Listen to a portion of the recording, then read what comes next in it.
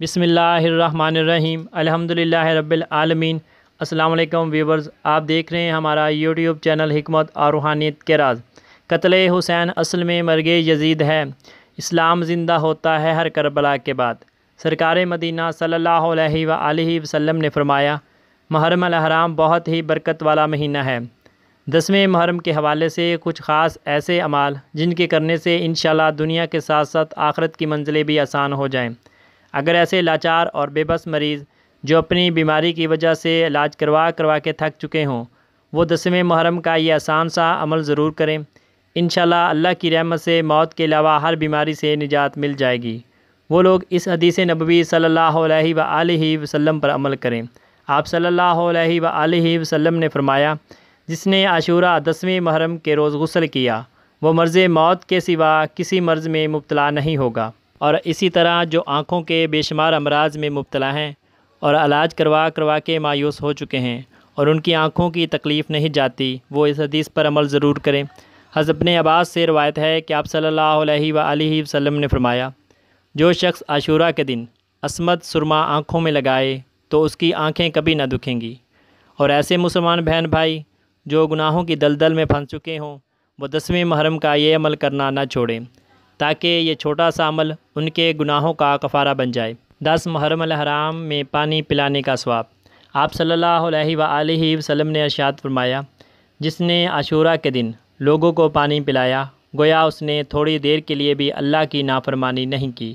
اور خاص طور پر میرے ایسے مسلمان بہن بھائی جو رزق کی تنگی اور بے برکتی کی وجہ سے بہت زیادہ مشکلات اور پریشانیوں میں مبتلا ہیں، وہ یہ خاص عمل کرنا نہ چھوڑیں۔ 10ویں محرم میں اہل و عیال پر خرچ کرنے کی برکات۔ سیدنا عبداللہ بن مسعود رضی اللہ تعالیٰ عنہ سے روایت ہے کہ آپ صلی اللہ علیہ وآلہ وسلم نے فرمایا، جو شخص عاشورہ کے دن اپنے اہل و عیال کے کھانے پینے میں خوب زیادہ فراخی اور کشادگی کرے گا، اللہ کریم سال بھر تک اس کے رزق میں وسعت اور خیر و برکت عطا فرمائیں گے۔ حضرت محبوب سبحانی قطب ربانی شیخ عبد القادر جیلانی رحمۃ اللہ علیہ فرماتے ہیں کہ حضرت سفیان ثوری رحمۃ اللہ علیہ نے فرمایا، ہم نے 50 سال تک اس کا تجربہ کیا تو وسعت ہی دیکھی۔ اسی طرح حضرت جابر رضی اللہ تعالیٰ عنہ نے فرمایا کہ ہم نے اس کا تجربہ کیا تو اس کو صحیح پایا۔ اور اسی طرح ایک اور صحابی رسول صلی اللہ علیہ وآلہ وسلم نے فرمایا، ہم نے 50 یا 60 سال تک اس کا تجربہ کیا تو وسعت ہی پائی۔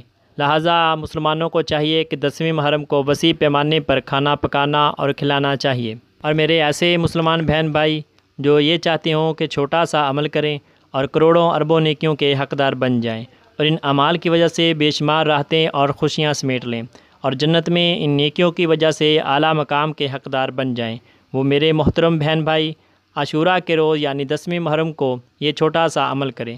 جو کوئی عاشورہ کے روز مریض کی عیادت کرے گا، گویا اس نے تمام بنی آدم کے بیماروں کی عیادت کی۔ اللہ تبارک تعالیٰ سے آپ تمام مسلمانوں کو یوم عاشورہ کے دن یہ تمام آسان اعمال کرنے کی توفیق عطا فرمائے، اور ان اعمال کے کرنے سے آپ کی زندگی میں خوشیاں اور راحتیں عطا فرمائے، آمین۔ اگر آپ کو میری یہ ویڈیو پسند آئے تو لائک اور شیئر کر دیں۔ میں اپنے تمام محترم ناظرین سے اجازت چاہوں گا۔ اللہ حافظ۔